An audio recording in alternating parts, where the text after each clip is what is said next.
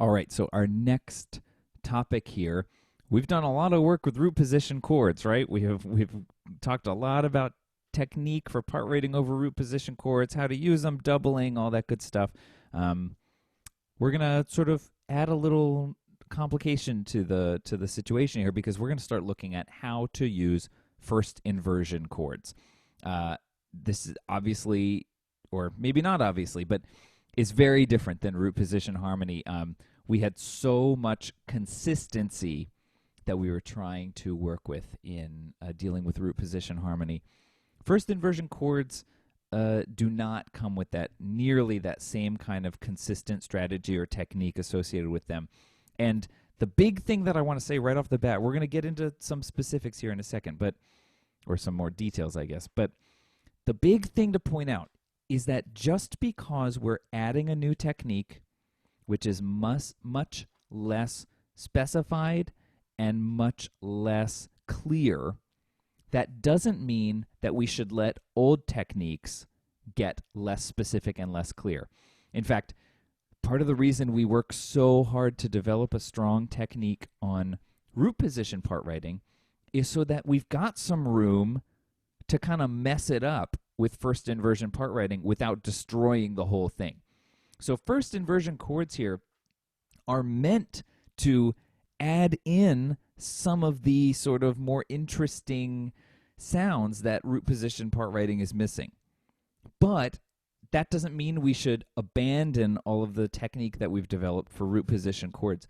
Those strong foundational techniques are there to allow for the flexibility and the openness of first inversion chords. And in fact, also are there so that when we are moving away from a first inversion chord, that we have a really solid landing place on the root position chord that it's probably leading to. So this is actually, I think, one of the most difficult things to always bring with you in any new topic, especially in music theory, but really I think on almost any topic, but music in particular, is that the technique we develop isn't necessarily the end-all be-all, right? In the moment, when our task is learn how to do root position part writing techniques, it feels like that's the result that we're going for.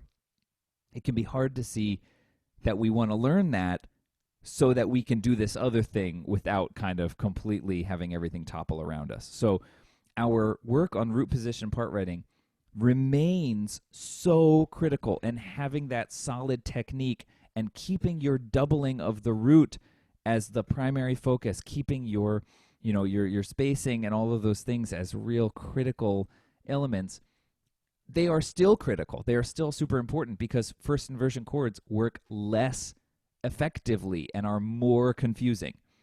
That's the other reason we talked so much about not reinventing the wheel on root position part writing, because you're about to have to invent some wheels, right? So make sure that you have that strong foundation and that you're not just jettisoning the technique that you developed because things are slightly more open now. They are able to be more open because we have a strong foundation to build on, right? So let's get into it here. Let's talk about some first inversion chords. Always exciting. Okay. So we're going to look at the voice leading and talk a bit about why we want to use first inversion chords as well. The big thing, as I mentioned, these are going to be much less specific than root position chords, right? We had so many aspects that needed to be consistent from chord to chord on root position harmonies.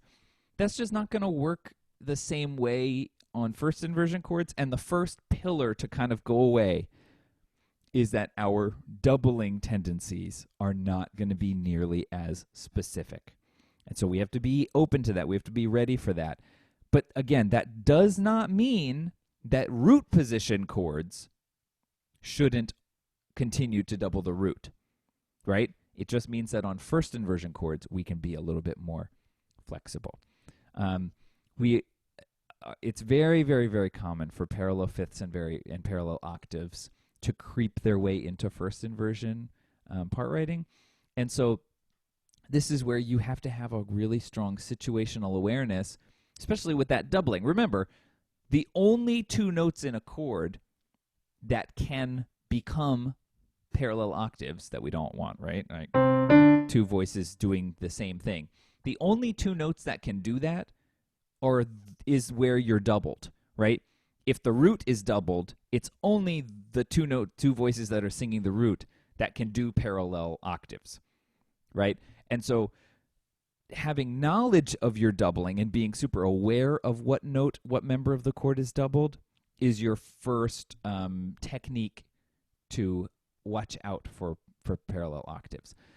And really, the thing to take away from this as we loosen the reins a little bit here and sort of add in a much higher degree of uncertainty into our part writing is that we're doing this because we want to have a more interesting sound at our disposal. Root position harmony is great, but it tends to be really clunky.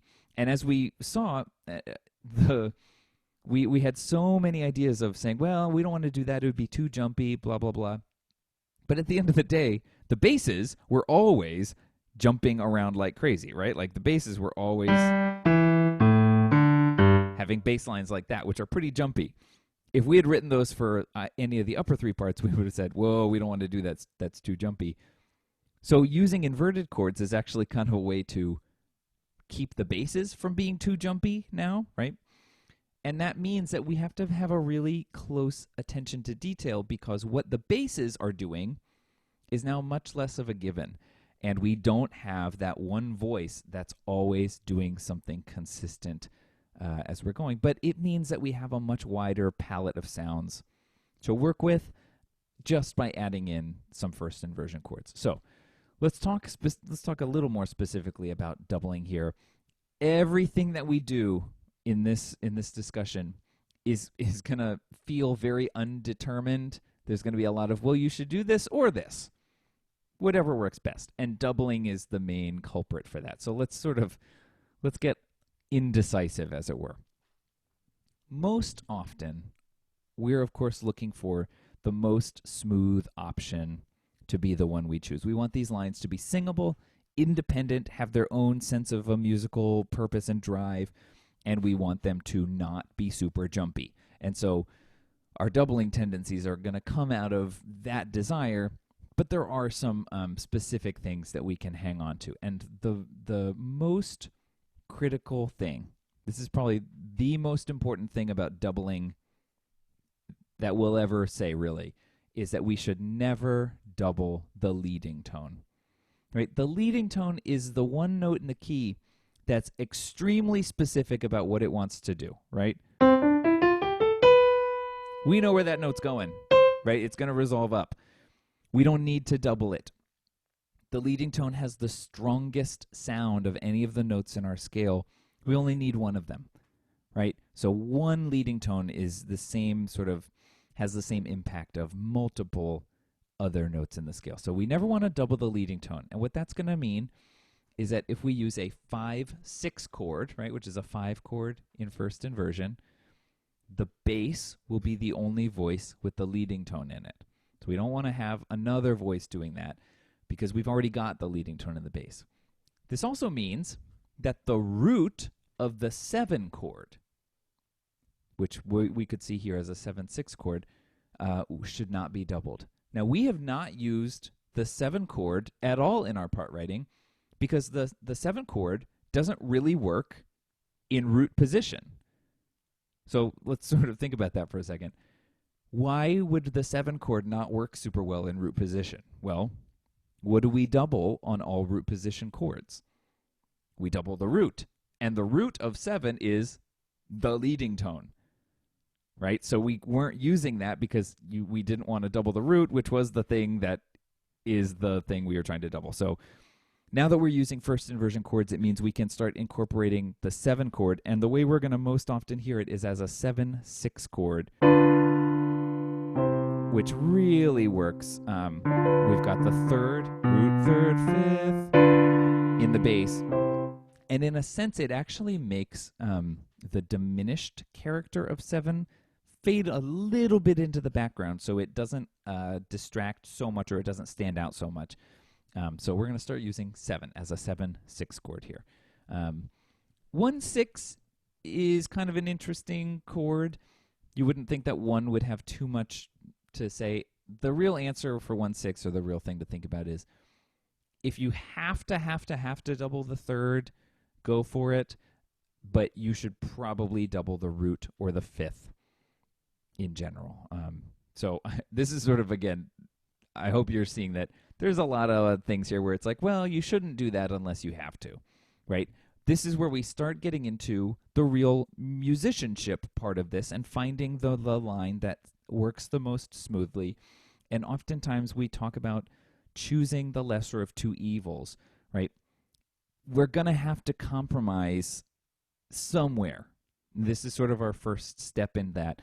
And that's not a bad thing necessarily, because compromising means we're sometimes prioritizing the expressiveness of the line and the musical clarity in the line over a rule, right? And that's why I like to talk about these things as techniques generally.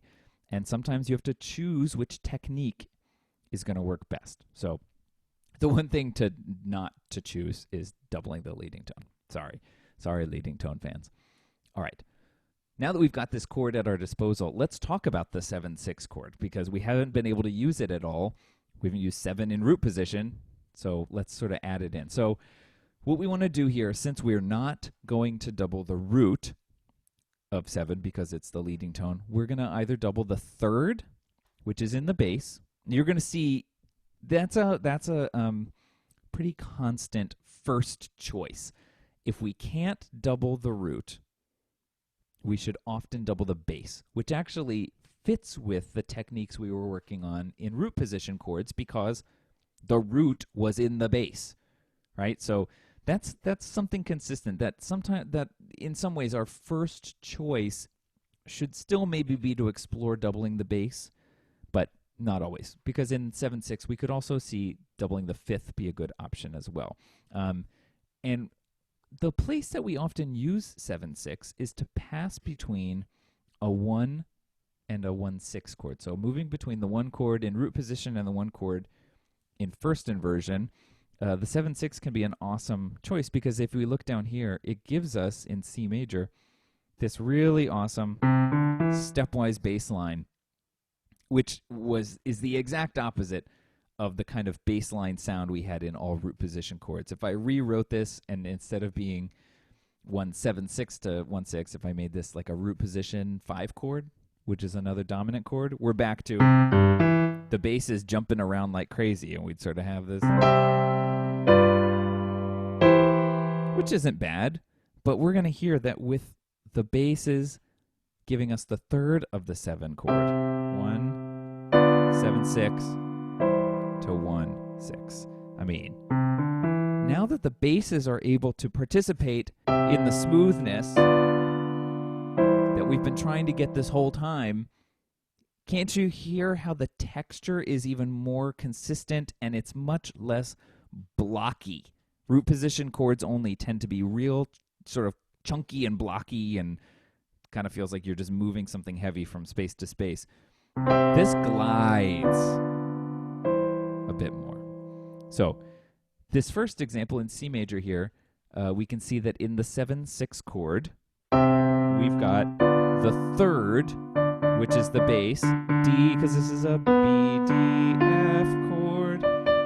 The bass is doubled, so the third is doubled, bass and soprano. You can see they're doing something cool, right? The opposite lines in the bass and soprano. That's kind of cool. In this example here in G major, though, so now we're in that key, we're going to double the fifth instead. So there's 1/7/6, moving to 1/6. And so we can see the fifth, this is an F sharp A C chord on the 7/6, and so the tenors have the fifth and the sopranos have the fifth. So if we just hear the sopranos and the tenors, we can hear that doubling there in the middle, which is hidden so nicely in that part writing there. So 7/6, you can hear how it automatically contributes to much more smoothness, and again, that sense of balance. These chords are moving together as a progression. They're balanced. And that 7 chord, despite being diminished, it doesn't stand out as super different than the major or the minor chords that we could encounter in a key here. So having that 7 chord in first inversion with the third in the bass is kind of a game changer for just extra balance and smoothness in our lines and in our progressions. So that's a really great one. And you can see doubling the third, sometimes useful, doubling the fifth, sometimes useful, but we don't want to double the root. Let's look at another chord, another very common first inversion chord, which is the 2-6 chord. It should not be surprising here that the chords that we're looking at and saying, look, we can do all these cool things with adding first inversion, these are also the chords that have the highest functional purpose, right? Think about this. When we invert a chord, we weaken it, right? Because the root is the member of the chord that contains the strongest functional pull. That's why I like hearing. I don't even need to play anything else, and you hear 5-1, right? You are not hearing, like, let's hear that again. Imagine the rest of the chord, right? You're not hearing this, right? That should be kind of surprising to you. You're hearing this. And it's possible to do something like this and say, oh, that sounds kind of cool, but it's not what you're expecting. So when we invert a chord, we weaken it functionally. And the chords that can stand to be weakened the most are those with the strongest function. So 2, we've said 2 is a very, very strong functional chord. It pushes us into that 5-1 cadence. And so it can handle being weakened a little bit. It's still going to cut through, right? Does that make sense? Okay. So what we often see on the 2 chord is that we often double, again, the bass, which is the third, because a 6 chord, 2-6 chord, means it has the third of the chord in the bass. Doubling the root also works. And the 2-6 chord, much like the root position 2 chord, is going to move to 5 most commonly. So let's look at an example here. We're in F. And if we look here, we've got a 2-6 chord. Right? So this is a G minor chord. It's a G, B flat, D chord. G is in the alto. Where's my cursor? G is in the alto. We've got B flat doubled between the bass and the tenor. And the sopranos are singing the 5th. So there's our 2 chord. And if we look here, something that should stand out about this motion from 2-6 to 5 is even though we're using an inverted chord, that should still sound kind of blocky, right? Can you hear the blockiness there? Doesn't sound nearly as smooth as those first inversion progressions we had with 1 and 7-6. That's because what we've accidentally done here is we've written some pretty strong parallel octaves, and that's because we took the common tone here. Remember when taking the common tone could almost never lead to bad things? That's not true. It often does when we shouldn't take it. But here is one of those examples where taking the common tone actually meant we had these pretty raucous octaves going on down here.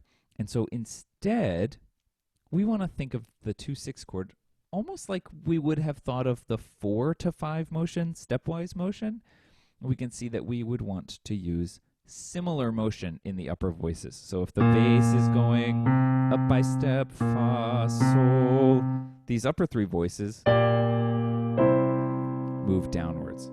So bass goes up, but the tenors move downwards, and the altos move downwards, and the sopranos move downwards. And you can just hear the one on the left so blocky versus the one on the right.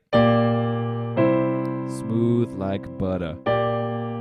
Right? That blockiness goes away because it's the octaves that contribute to that blockiness. The tenors and the basses are doing the same thing on the left.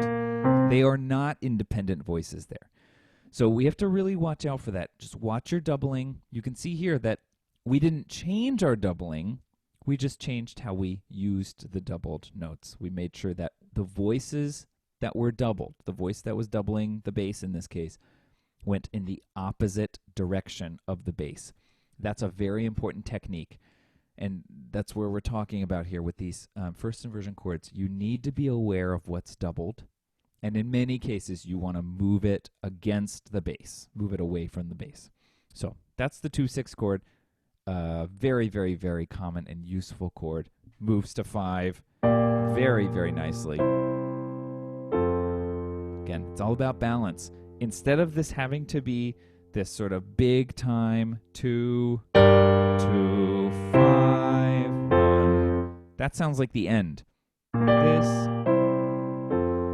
such a smooth cadence that will allow it to keep going, right? Okay, let's do one last example here. Let's talk about the 4/6 chord. Again, focusing on chords with strong function like 4, a predominant chord, but weakening that function a bit. And what we're looking at here is specifically for minor keys. Part of the reason I can tell that is because we've got a minor 4 chord here. Remember, we don't have a minor 4 chord in a major key. 4 is minor in minor keys. And we're going to look at a cool progression here called the Phrygian half cadence. Next time you're really frustrated with somebody and you feel like you're going to say something just really raw and nasty at them, just say, oh, Phrygian half cadence. That'll work, I promise. So the Phrygian half cadence sort of incorporates a lot of terminology that we might not be familiar with yet.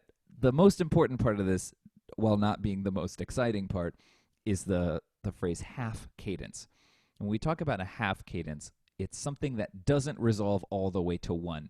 It's half of a cadence because it gets to 5, right? So we're going to see this, that it gets to 5, but it doesn't resolve all the way to 1. The Phrygian part has to do with a cool scale called the Phrygian scale, or the Phrygian mode, which we're going to talk about down the line. Phrygian's awesome. That's all you need to know. So let's be in A minor here. Whenever given the chance to be in A minor, right, you should take it. So the Phrygian half cadence here is the 4/6 chord. So 4 in A minor. A, B, C, D is a D minor chord. D, F, A.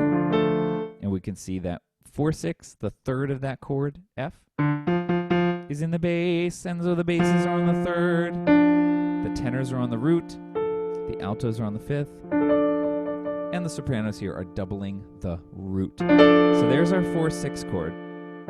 And where this is going to go is the note in the bass, which is solfege syllable lay, is going to resolve down by a half step. Isn't that beautiful?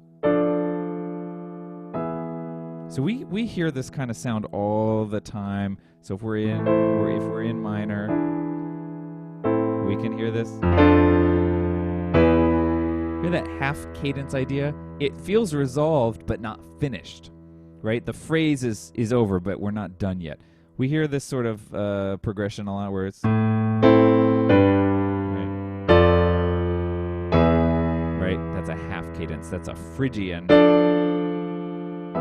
half cadence, and you can see that note goes downwards. This beautiful sound, and again, it's all about taking note of what's doubled. Tenors and sopranos here are doubled, and wouldn't you know it, the tenors move downwards and the sopranos move upwards so that we avoid parallel octaves. So that's a cool chord progression that we wouldn't have had at our disposal if we were not using first inversion chords. So just wanted to sort of give a feel for some of the options there. I know it's not super satisfying to not have really, really reliable techniques that you can constantly use, but you have to practice some awareness and use your musicianship to find these really, really smooth lines. So we'll do some practice with this, but that's an introduction to first inversion voice leading.